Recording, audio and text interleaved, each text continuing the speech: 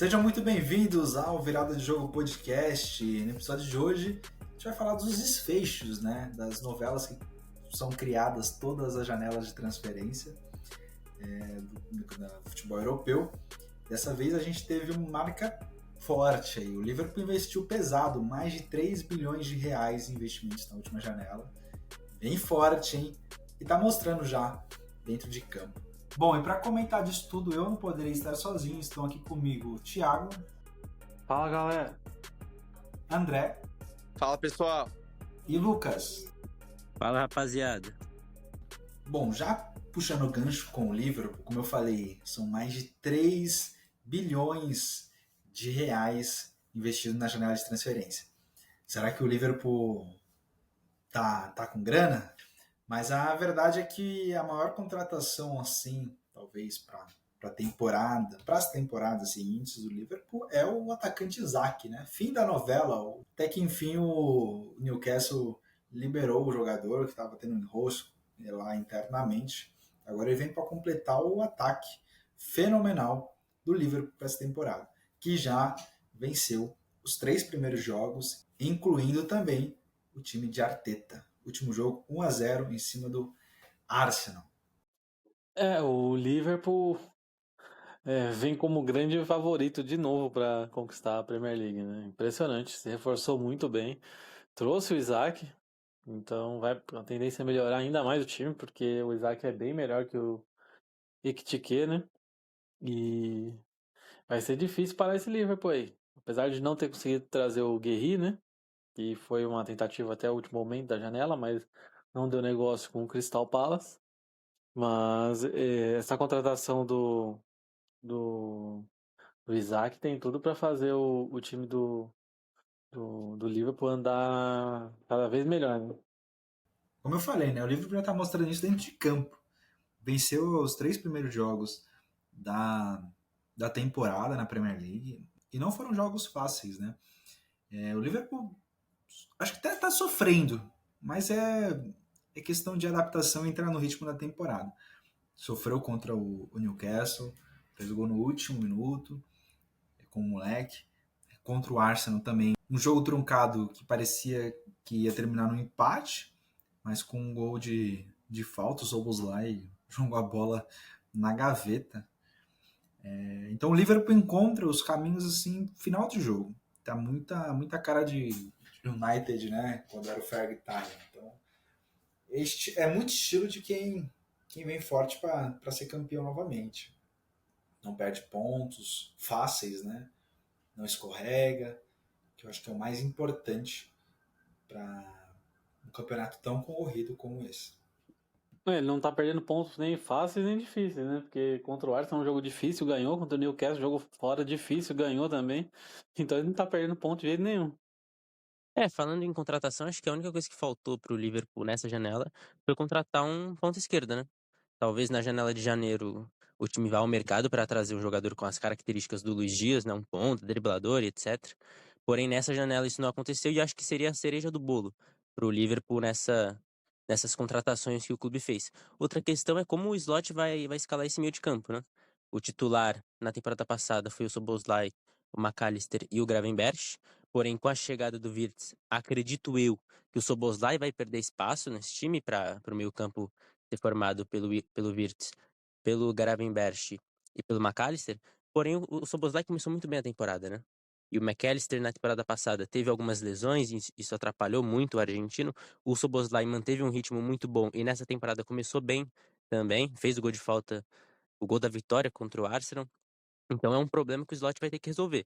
Na lateral direita eu sei que o Szoboszlai não vai ficar jogando, porque tem o Frimpong, que também fez bons jogos, e não é a posição do Szoboszlai. Então o Arne Slot vai ter que encontrar algum jeito de escalar esse meio de campo.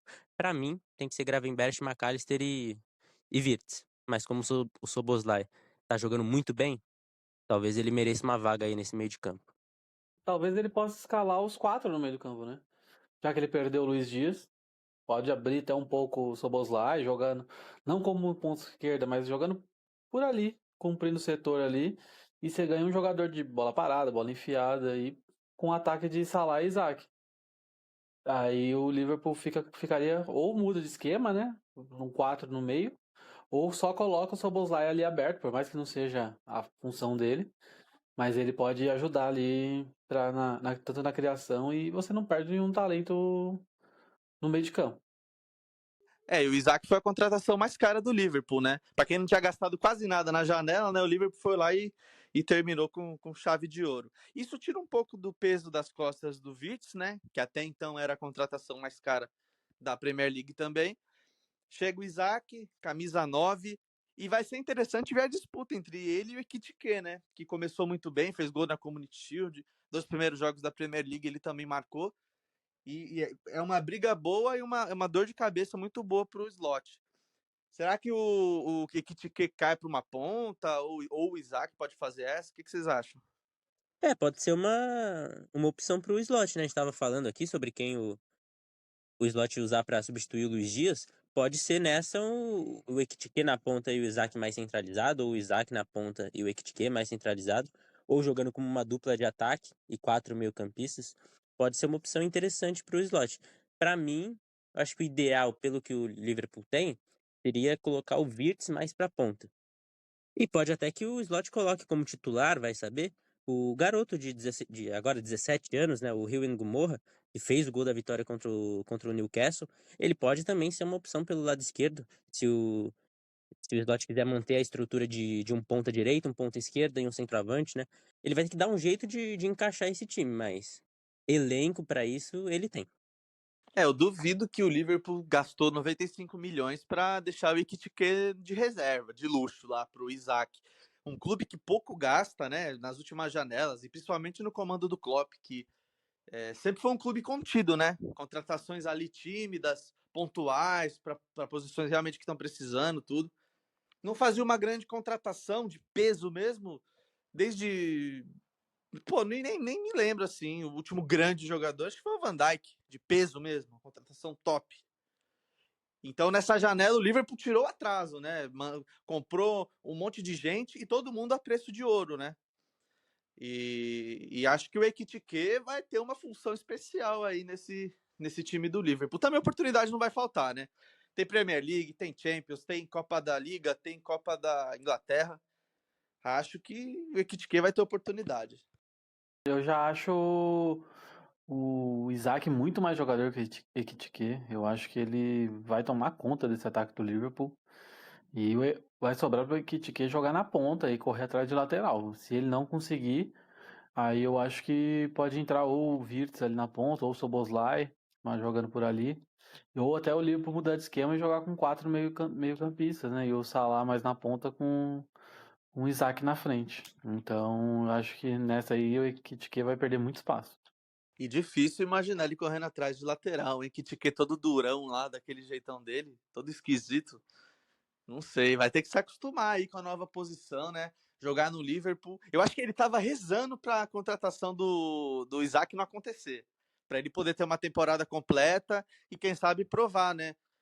Pro Liverpool, para a comissão técnica, para os torcedores, que ele é um homem para pegar a 9 do poderoso Darwin Núñez. Pois é, jogador bom está de sobra no Liverpool. Bom, seguindo com o Arsenal, foi adversário do Liverpool no último jogo, também investiu pesado, contratou ali o centroavante, o principal centroavante da Europa na última temporada, mas até agora, quando mais precisou, principalmente nos dois clássicos que o Arsenal já enfrentou, né, na temporada, com o Manchester United na abertura do campeonato e contra o Liverpool fora de casa, ficou abaixo, né? Pensei que ele ia assumir um protagonismo aí.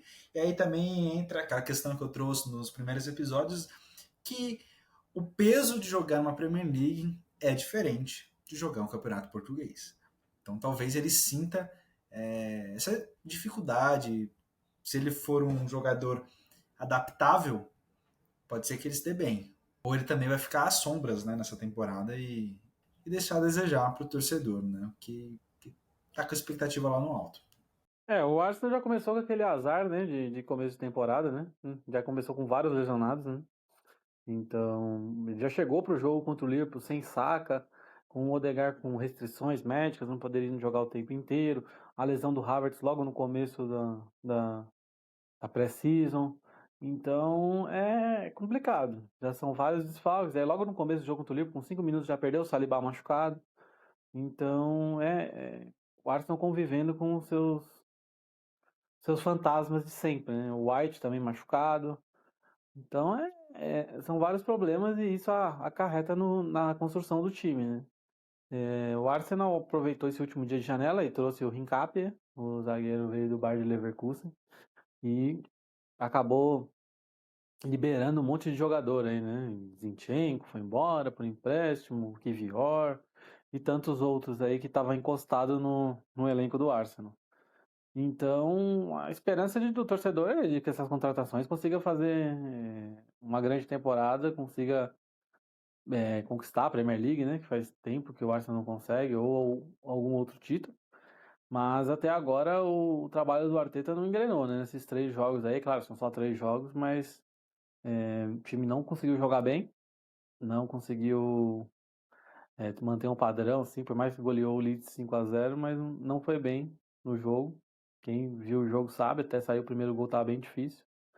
Então o Arsenal vai ter que correr atrás dessa pausa da FIFA aí pra colocar a casa em ordem aí, ver se recupera alguns jogadores pra continuar nessa disputa de Premier League longa aí. Pelo menos o Arsenal se reforçou para a defesa, né? Além do Nkapie, trouxe o Mosquera, que já jogou contra o Arsenal no lugar do próprio Saliba. Então, pelo menos para a defesa, o Arteta vai ter soluções ali. O problema são os jogadores de ataque, de meio campo de ataque, que se lesionaram. O Saka é um dos melhores jogadores do time, o Odegaard é um dos melhores jogadores do time, e os dois se lesionaram. O Odegaard já voltou, mas o Saka ainda não. O outro grande destaque do ataque, antes do Gyökeres, era o Martinelli, que também caiu muito de desempenho da última temporada para cá. Na última temporada já não foi muito bem, e nessa, até agora, não parece que vai voltar aos seus grandes momentos com a camisa do Arsenal, e acho que se o Arsenal quer estar na briga com o Liverpool e Manchester City, apesar do City não estar em um bom momento, eu acho que o Arsenal tem que ter algum jogador de maior nível do que o Martinelli na ponta esquerda. Então, mas mesmo assim, sem Saka e sem Odegaard fica muito mais difícil. O Arteta tem culpa nesse resultado ruim contra o Liverpool, né? Óbvio, ele é o técnico do time. Porém, acho que, apesar dos reforços, a vida dele no comando do Arsenal ainda é muito complicada por conta dessas lesões que parece que sempre vão existir no trabalho dele, né? O Arsenal é o time que mais perde jogador por lesão na Premier League e isso prejudica muito o trabalho. A DM do Arsenal tá na hora de uma reformulação, né? E eu acho que o Gyökeres na Premier League é questão de tempo. O cara chegou agora. Eu acho que a adaptação da Liga Portuguesa para a Premier League vai demorar um tempinho ali, mas também a hora que ele engrenar vai ser igual ketchup. Vai fazer gol pra caramba, vai colocar o Arsenal em um bom lugar na Premier League. Não sei se vai brigar pelo título por conta dessas lesões, né? E também o Saliba, que canela de vidro total, é um ótimo zagueiro, mas não é nem um pouco confiável, né? Falava-se até dele tá no radar do Real Madrid, mas pelo fator físico, eu acho que essa contratação talvez não. Talvez o Real Madrid olhe com outros olhos, né? Agora pro francês. E acredito que o Gyökeres realmente vai conseguir desempenhar um bom papel na Premier League, brigar ali com o Haaland, agora o Isaac que a gente estava falando, né, no Liverpool. E também o Martinelli, né? O que aconteceu com ele, né? Ele teve aquela partida brilhante lá contra o Real Madrid, aquele mata-mata de Champions incrível que o Arsenal fez. E depois o cara realmente teve um declínio ali, né? Pegando um banco. É estranho, né? Porque não teve lesão. O cara voltou agora, né, da pré-temporada e mal, abaixo. Se tá na reserva é porque tá indo abaixo também nos treinos. E o Arsenal também perde nessa disputa da Premier League uma grande peça fundamental, que é o Zinchenko, né? Essa fase do Martinelli é incrível, né? Ele vem muito mal, mas muito mal mesmo. Faz uns 2 anos já que ele não joga bem, que não tem sequência. Entra, sai do time, ele joga melhor marcando lateral do que atacando. Então tá bem difícil essa fase para ele. Eu não tenho grandes perspectivas para ele continuar no Arsenal, não. É muito inconstante. Então acaba atrapalhando ele, né? E a sequência da carreira. E falando do Zinchenko, eu acho que não, ele não vinha jogando, né, no Arsenal, faz muito tempo que ele não vinha jogando, então o Arsenal ele acertou o empréstimo dele gratuito pro Nottingham Forest, então eu acho que é capaz dele tentar ter novos ares no Nottingham Forest, ver se recupera na carreira, porque no Arsenal já não tinha muito espaço não. Com a chegada do Lewis Kelly, do Calafiori, e até agora já chegou o Nkapia, né, que também é zagueiro, mas joga de lateral esquerdo. Então, acho que não ia ter espaço para ele mesmo. E falando da fase do Arteta, né? Eu sou um dos que mais cobram ele, né, por resultado, porque o trabalho bonito não ganha nada, né? O jogo bonito, 3 anos seguidos, segunda colocação, não adianta nada se você não chegar e ganhar. Então, o torcedor do Arsenal quer títulos, não quer futebol bonito, não quer futebol vistoso, já chega disso, né? Então, enquanto ele não ganhar, ele vai ser contestado. E futebol é assim, é resultado e não tem muito jeito, não. Eu acho o Arteta meio passivo, né? Ele parece que se perder ali tá tudo bem, se ficar em segundo colocado tá tudo bem. Acaba que o Arsenal fica mesmo, né? Sem perspectiva. Se o próprio técnico tá ali naquela.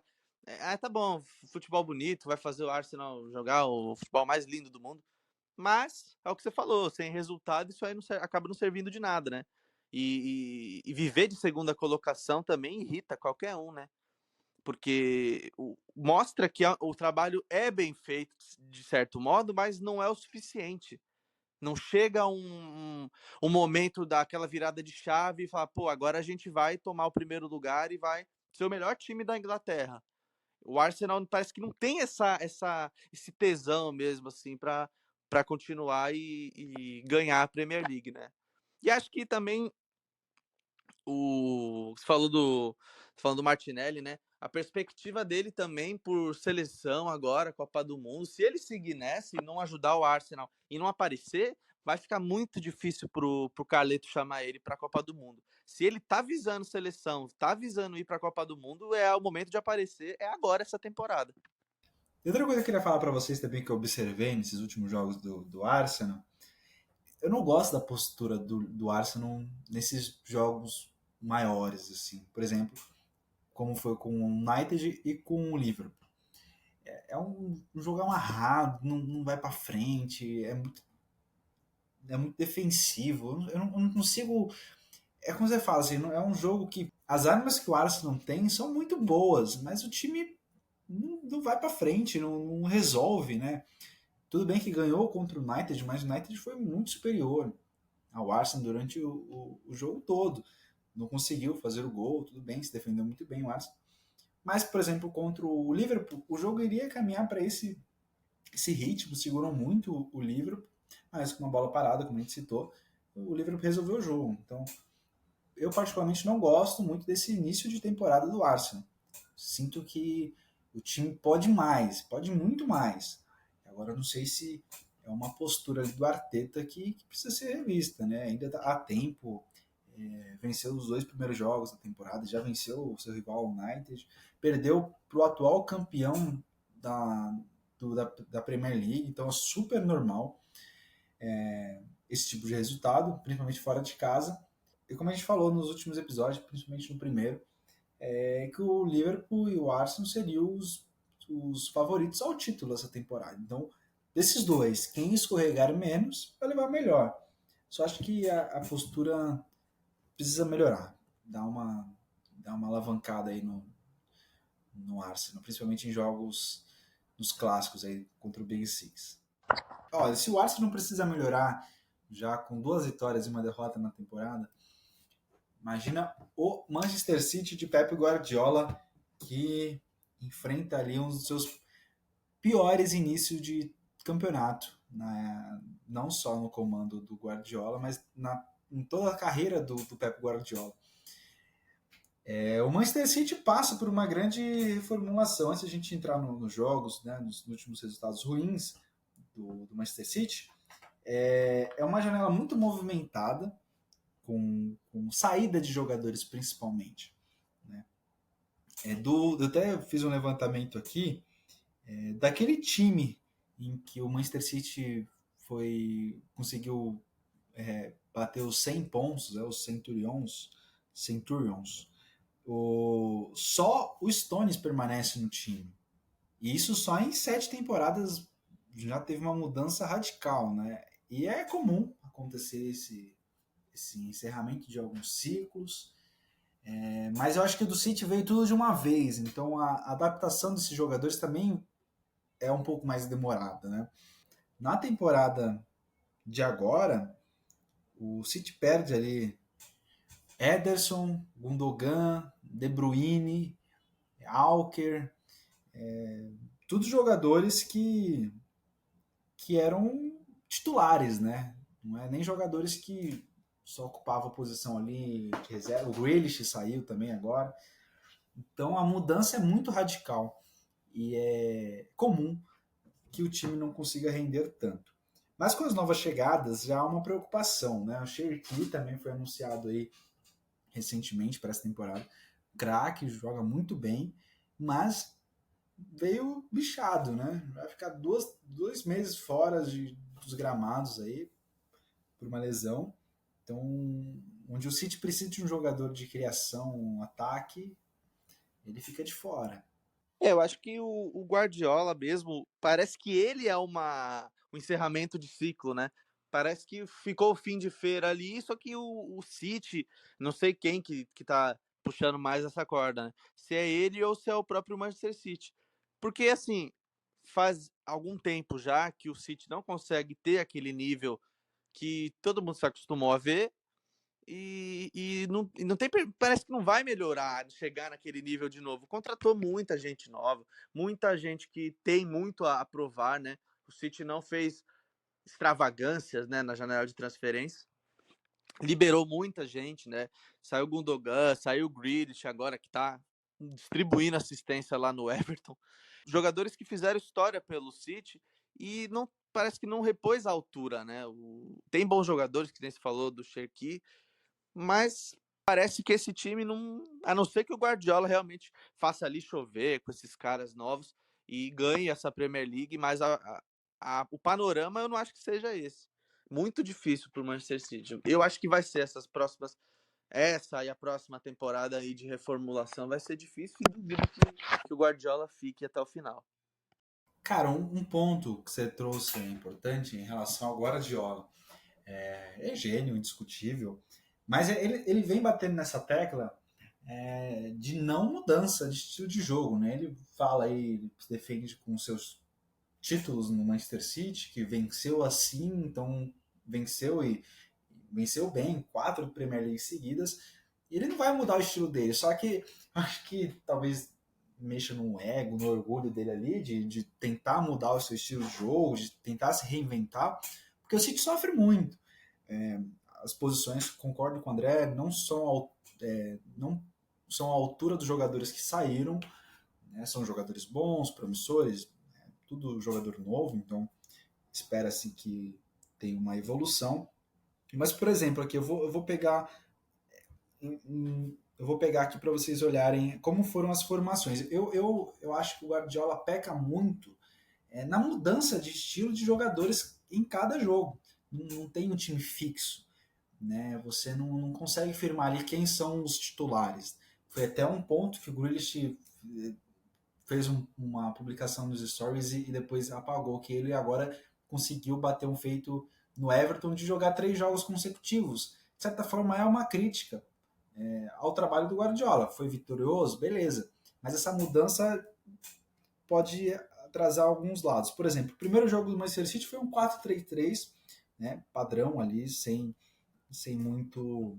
muitas novidades. Já o jogo contra o Tottenham, o City entrou com 4-1-4-1. Se entrou com menos atacantes naquele primeiro jogo, agora veio com Cherki, Reinders, Marmoush, Bob e Haaland. Eu acho que foi muito carregado o ataque. E não resolveu nada. O jogo perdeu de 2-0 para o Tottenham, porque sofreu muito na questão defensiva. E já contra o Brighton, voltou com o 4-3-3 a primeira partida, mas com jogadores diferentes. Agora o Rodri iniciou a partida, Bernardo Silva, Matheus Nunes na lateral. Ou seja, em 3 jogos, o Manchester City, além de mudar as formações, mudou seus jogadores, não trouxe consistência ali. Porque eu acho que o time não tem uma sincronização, não tem uma adaptação em conjunto. O que ele fez de diferente em 2023? Todo mundo, quando fala, o City 2023 foi o Prime e tal, por quê? Ele não mudava tanto o seu jogo, os seus jogadores assim. Tinha um time formado ali de titulares e deu tudo certo. Agora eu fico quebrando a cabeça porque ele não monta um time fixo e vai jogar, entendeu? Tem jogadores para isso. Ele quer ficar mudando, quer colocando o Matheus Nunes na lateral. O Matheus Nunes não funciona de lateral. Todo mundo viu isso, menos o Guardiola. Não é possível. O cara ainda coloca a mão na bola no pênalti, num jogo importante aí contra o Brighton. Sempre vem falhando, né, na marcação. Cara, eu Ele não consigo entender. o Matheus Nunes é uma aberração, né? Ele ainda tá no Manchester. Não. E E eu outra, acho que. ele não é nem lateral. O Então, City, isso que é o pior. o Guardiola força ele como lateral. O problema é que não Ele tem não. lateral direito, né? Tudo bem. Porque não foi na janela. Ele contratou uma Pô, a bela janela jogador. Porque tava ele se aberta até esforçou. agora. É, Tanto clubes menores da Inglaterra, eles contrataram bem, contrataram para vários setores do campo. Eu acho que o próprio Guardiola, que tem essa característica mesmo de gostar de elenco curto, se precisar improvisar, improvisa. O cara tem bagagem, né? Todo mundo sabe. Ninguém vai querer saber mais de futebol que o Guardiola. Não é isso. Mas assim, se tá dando murro em ponta de faca, se não tá dando certo, por que não abre mão da convicção, pelo menos para trazer um reforço pontual ali para uma lateral? Em vez de eu ficar acho que é orgulho. experimentando. Eu sei, mas assim, o orgulho dele vai custar a temporada do City, cara. É muito difícil o City ganhar alguma coisa com esse elenco que tá hoje. Assim, se você pegar um torcedor médio que não acompanha tanto, ninguém sabe quem joga no City, cara, mas não tem mais um cara, tirando assim, Haaland e tal, você vai procurar, perguntar, a pessoa não sabe, não tem mais uma referência ali, sabe? É muito complicado. Eu não acho que seja orgulho, não, cara. Realmente não contratou um lateral direito, o Matheus Nunes na lateral direita não deu certo. Porém, o Manchester City passou por um processo de reformulação de elenco. Contratou vários jogadores. É verdade que não contratou na lateral direita, mas contratou em várias outras posições. É normal numa janela de transferências o time não conseguir contratar para todas as posições que precisa. O City contratou para o lugar do Gundogan, para o lugar do Rodri que se machucou e já voltou, para o lugar do De Bruyne, para o lugar do Grealish. Contratou para o lugar de diversos jogadores. Faltou na lateral direita. Então não acho que seja orgulho do Guardiola, não. E sobre mudança de formação, como contratou vários novos jogadores, é normal que ele tenha tentado em alguns momentos encontrar uma formação ideal. Mas para isso ele vai ter que mudar mesmo o time várias vezes e aprender com o próprio erro ali nas tentativas, né? Fora que nessa questão de mudar de formação várias vezes, né? Poxa, tem que levar em consideração que muitos jogadores do City caíram drasticamente de desempenho, né? O Bernardo Silva é um jogador totalmente diferente do que já foi. O Foden caiu muito de desempenho. O Savinho ainda não engrenou. O Marmoush ainda não engrenou. Alguns zagueiros, por exemplo, o Ake, que caiu muito de desempenho. O Gvardiol, que foi testado na lateral direita, de zagueiro, ainda não encontrou sua posição no City. Então, algumas questões aí o City tem algumas questões que tem que resolver em algumas posições, mas é muito também do desempenho ruim de vários dos jogadores que estão no elenco do City, né? Eu acho que o City passa por essa questão também dos jogadores estarem abaixo e eles vão e o City vai passar e os torcedores deles vão passar por uma situação que é essa transição de um elenco vitorioso para tentar formar outro elenco vitorioso é dolorosa, vai perder Premier League, vai ficar fora de grandes disputas, Champions aí, assim que topar também com um clube que tiver um Barcelona da vida, se pegar o City hoje, pelo amor de Deus, sobra nada. Né? Então a gente vê que vai ser uma coisa sofrida que o torcedor do City não está acostumado. Teve ali o final da década de 2010, brilhante, iniciou bem também, ganhou Champions, que é a cereja do bolo, só que deu. a idade chegou para muitos, o desempenho caiu de caras novos, assim, que ainda tem lenha para queimar, né? Apesar de já terem ganhado tudo, o Bernardo é um exemplo claro disso, né? Um cara que era avisado aí, Barcelona deve estar agradecendo de joelho por não ter contratado o Bernardo, porque o cara vive uma draga impressionante. E o Foden também, que é inexplicável, né? O que ele tem de craque, né, de agora, fora do campo, né, fazendo filho a rodo aí, cara. O cara tem 500 filhos no City. Acho que ele tá, não sei, ver se tá com anemia aí, tem que ver qual é a dele. Mas É tanto eu filho que ele faz que chega no campo cansado, né? chega cansado. E eu acho que o Guardiola, já que não tem lateral direito e não deu para contratar, eu acho que olha para a base, então, tenta subir alguém, tenta puxar alguém que faça essa função, alguém que se destaque. Às vezes tem, às vezes nessa acha uma boa opção, caseira, sem gastar nada. Foi assim que o Barcelona achou o Yamal. Se o PSG não tivesse levado o Dembélé embora, os caras não iam subir o Yamal naquela época, não ia subir. E acabou dando no que deu. Então eu acho que às vezes uma negativa no mercado, né, acaba sendo uma coisa boa, benéfica, que você acha uma joia ali na sua base que você talvez não olhe com tanto carinho. Porque assim, o Yamal ali, eu acho, né, não sei também, que eles não tinham esse pensamento de caramba, vai ser o novo 10, vai ser um cara que vai. Porque até ser testado no profissional, o cara é craque na base, mas você não sabe se ele vai ser tudo aquilo mesmo, né? Daí, o que a gente mais vê aí é tanto cara que era bom na base, fazia 700 gols, não sei o que, quando vai profissional se torna só mais um. E aí, graças a uma saída ali do Dembélé, os caras ficaram desfalcados e a proposta do PSG era para levar os dois. O Barcelona, não sei quem foi o diretor lá, o abençoado, que recusou, que deixou vender só o Dembélé. Mas a proposta era para levar o Yamal também. Buscando na base ou não, o Guardiola vai ter um grande trabalho aí para acertar esse time e fazer o Matheus Nunes engrenar ou fazer outro jogador na ala ali na lateral. Um trabalho duro para o técnico espanhol, mas ele tem cacife para isso, né? E falando agora do rival do City, o Manchester United venceu, não convenceu, mas venceu o Burnley em casa, dá um respiro para o time que começou mal essa temporada. E quem sabe agora o Rubem Amorim tem um pouco de paz para continuar no trabalho. Além do começo ruim na Premier League, teve a eliminação na Carabao para o Grimstad.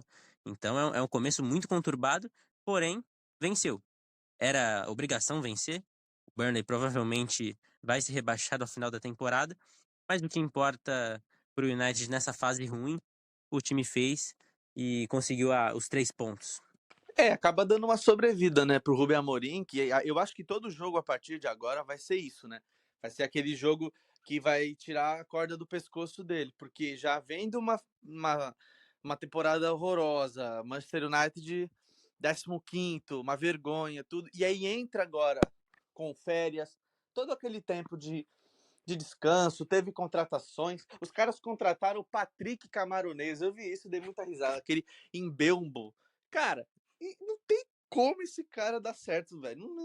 Desculpa, ele é bom jogador assim, mas pô, o scout do Manchester United tava com a cabeça onde? Vai contratar um Embelbo. Enquanto assim, olhando a rivais do mesmo nível. Você vê o nível de contratações aí que o Liverpool fez.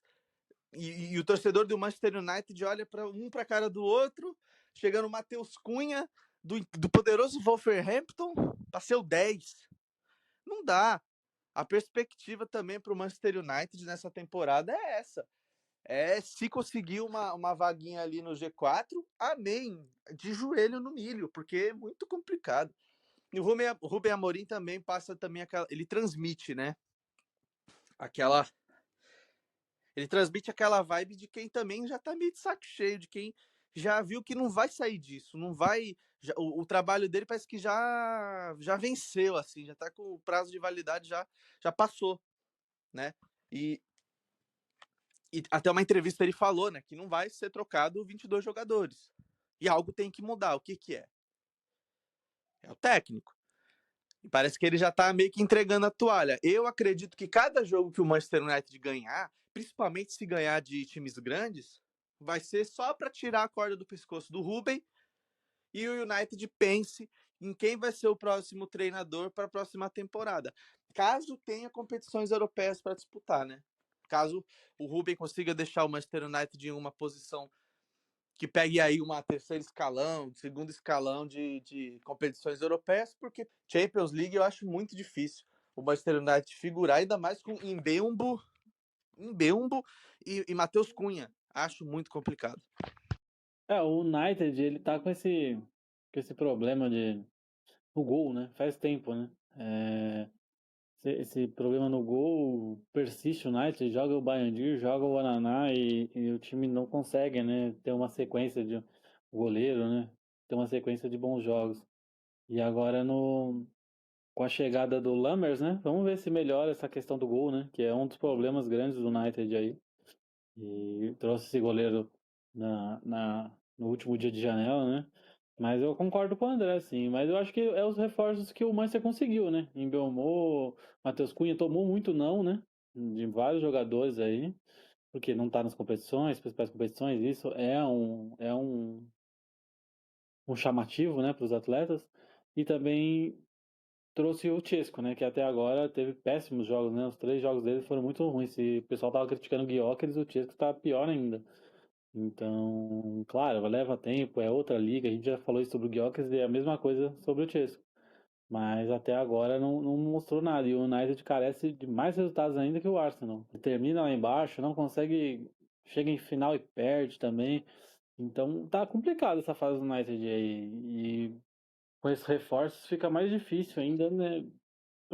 Projetar um futuro bom pro United, né? Já caiu fora da Copa da Liga, uma vergonha, um vexame perder para um time de quarta divisão, mesmo que nos pênaltis. Então, é complicado. A vida tá dura do torcedor do United. Aquele rapaz lá, acho que ele não vai cortar mais o cabelo, né? Porque falou que só ia cortar o cabelo depois que o Manchester United conseguir vencer 5 seguidas, tá difícil, hein? Eu acho que ele pode desistir já dessa aposta. Não vai se concretizar. O Manchester United ganha 5 seguidas só se tiver 5 jogos de FA Cup lá, que tem um monte, não sei, em janeiro lá, e pegar adversários fracos na PL também. Aí sim vai ser a maneira do United conseguir passar, fazer esse torcedor sair desse sofrimento, né? Mas é muito complicado.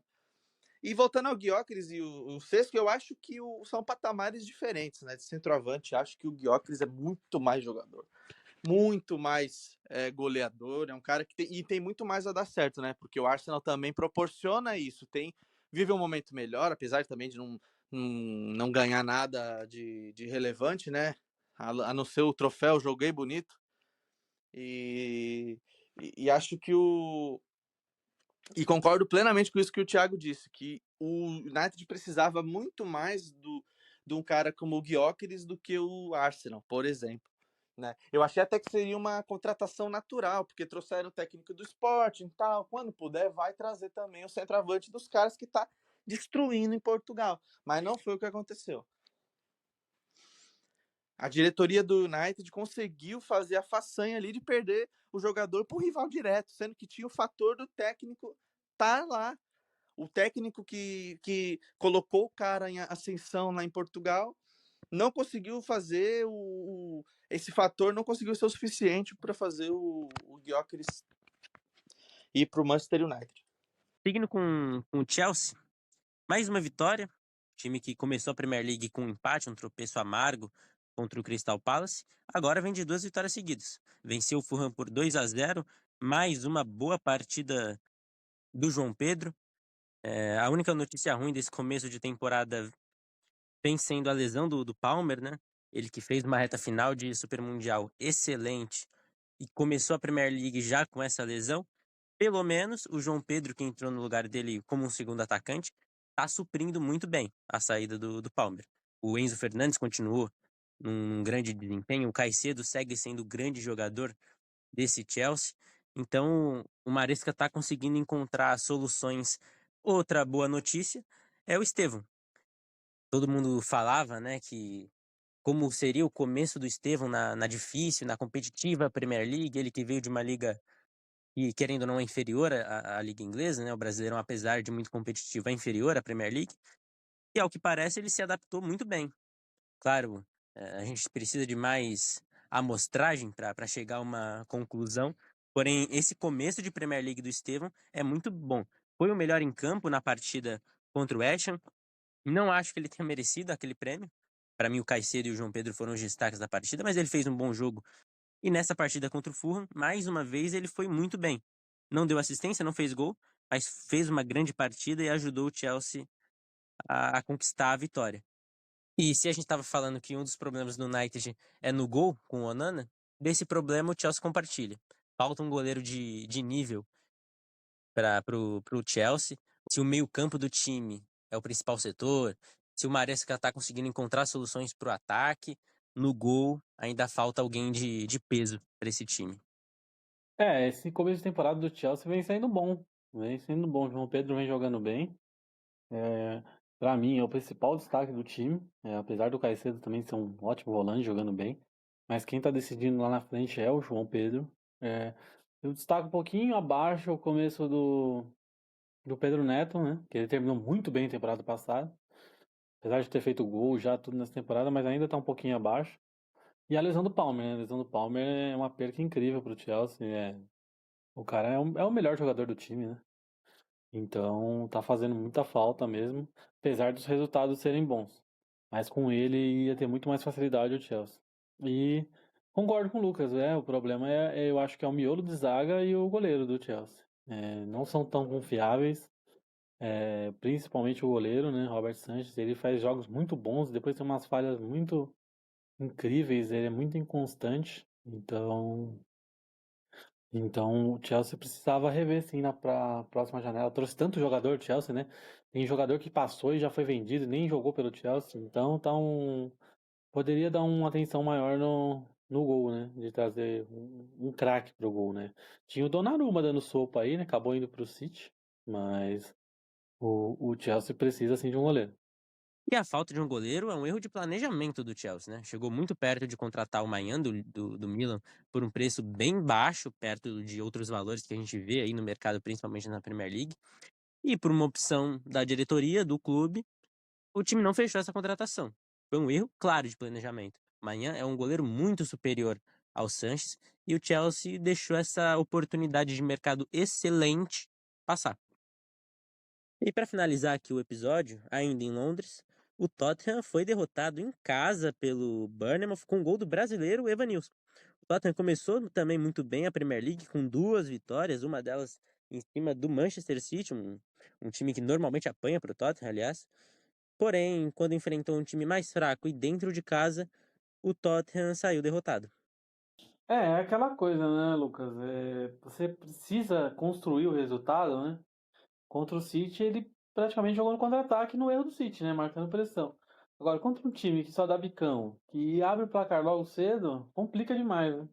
Tottenham fez uma boa janela, eu achei uma belíssima janela de transferência. Gastou menos e gastou bem, assim. Trouxe Xavi Simons, trouxe o Kolo Muani, trouxe jogadores que vão ajudar, assim, na incorporação do elenco do Tottenham. Então, eu gostei da janela do Tottenham, é um treinador que promete. Vamos ver até onde ele pode chegar, né? Mas eu acho que se der tempo, o Tottenham pode fazer um bom trabalho, apesar desse tropeço aí contra o Bournemouth. Que é normal também, né? Começo de trabalho, a oscilação vai acontecer. Então, tem que ter um pouco de paciência, torcedor do Tottenham. Acho que o Xavi Simons é a grande contratação dessa temporada, né? É um jogador que, para mim, pode mudar o Tottenham de prateleira. Se perder o Eze pro Arsenal foi um problema, como contratou o Xavi Simons, eu acho que o torcedor do Tottenham já pode ficar bem satisfeito, porque o Xavi Simons, para mim, é até melhor que o Eze. E nesse jogo contra o Bournemouth, me surpreendeu a postura do Bournemouth, né, cara? O Tottenham não agrediu. O time do Andoni Iraola marca a pressão de maneira muito eficiente, é impressionante o quanto o Bournemouth pressionava o Tottenham, não deixava o time sair, então foi uma vitória merecida do Bournemouth.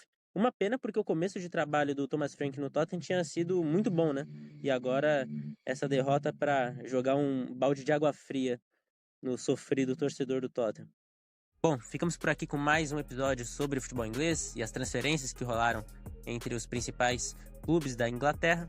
Se você gostou, segue a gente aqui no Spotify, segue a gente no nosso Instagram, @viradadiogopdc. Comenta aqui pra gente saber se você gostou desse episódio. Muito obrigado por ter escutado até aqui. Meu agradecimento também aos participantes desse episódio. Até a próxima e falou!